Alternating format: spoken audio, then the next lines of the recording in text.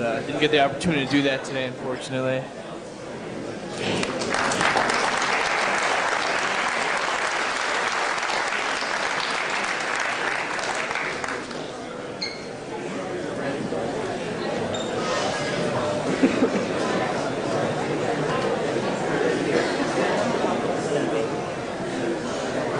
Next up, we have Team 15.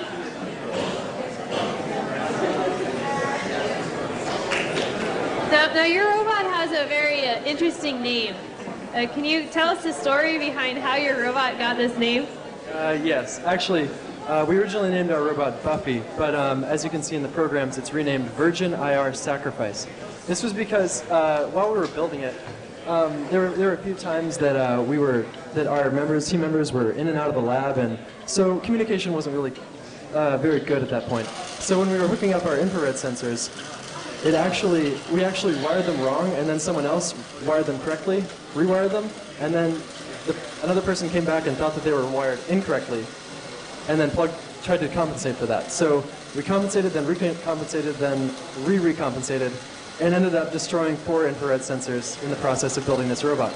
So that's why it's named Virgin IR Sacrifice. Now the name of your robot before it started sacrificing IR sensors was Buffy.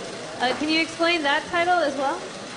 Sure. Actually, our design is kind of like the ball capture channel is an analog to like a sort of computer science structure of stack. So balls come in and they get expelled in the like the first ball in is the last ball to come out.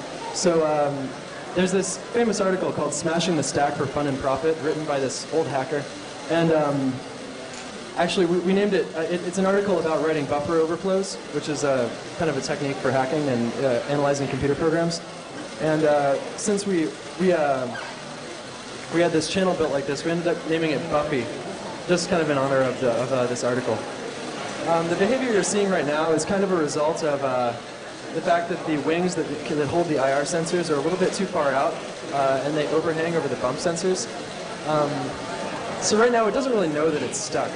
And the interesting thing with the motors that we have is that generally when motors get stuck, there is a spike in the current that passes through them. And we're set to detect that also, except the motors that we use are the difference between full on and current spiking is a little bit too low. So the thresholds we have are a little too high to recognize that right now. So we're going to stop this round and... Oh, well, no.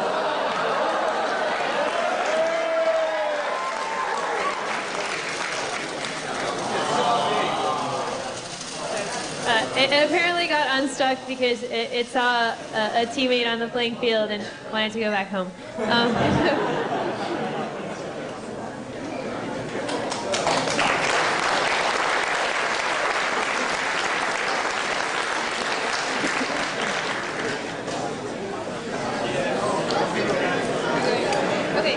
So now we have Team 9 back up again.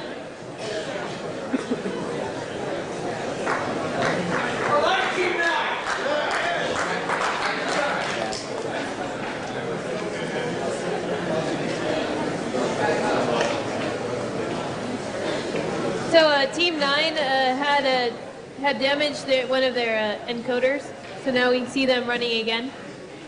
Oh, look at it go. All right. Wait. Oh, it's going. Shazam. Woo! All right. All right, so right now it's searching. It's trying to find something. Oh, wait a second. You might be able to hear the clicking of the ball catcher going. Wait. I can't actually tell, but right now things are looking good. It's not stuck. All right. I'm going to hand this over to Big Time for a second. Our robot is currently in a little bit of an odd state because it thinks it has 2 balls, but oh, is it going to drop? Come on. Shoot!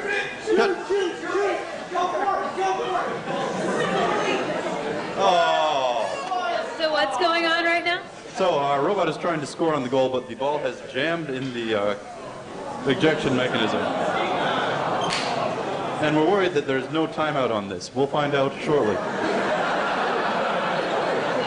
Originally, to release balls, you had what sort of mechanism? They got them. Is this one we wrap the loop around that's it? What are you asking? Unknown condition. So Team 9 is trying to discuss whether or not they will ever break out of this loop. But as they just... So what is it waiting for exactly? So our ball storage mechanism is the column in the center of the robot, which has a pair of phototransistors, which are transistors that are sensitive to light, stuck in it. So if a ball is stuck in front of one of those, it can tell if it's there because it blocks the light getting to the transistor. When it tries to kick the balls out, it waits until all the balls have cleared the stack because it can tell they're there. So if it's jammed in position, we're a little bit stuck.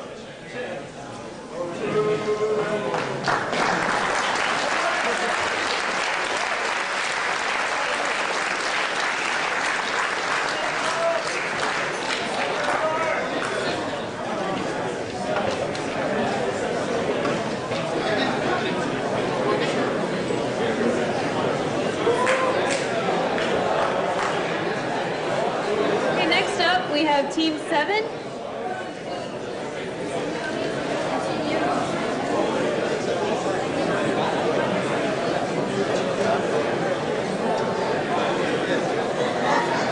So as you can see, Team 7 is another robot that has a pickup tread mechanism, but they have a fairly unique ball depositing mechanism once they pick up their balls. Can you describe that? So we have a servo-controlled gate which releases one ball at a time.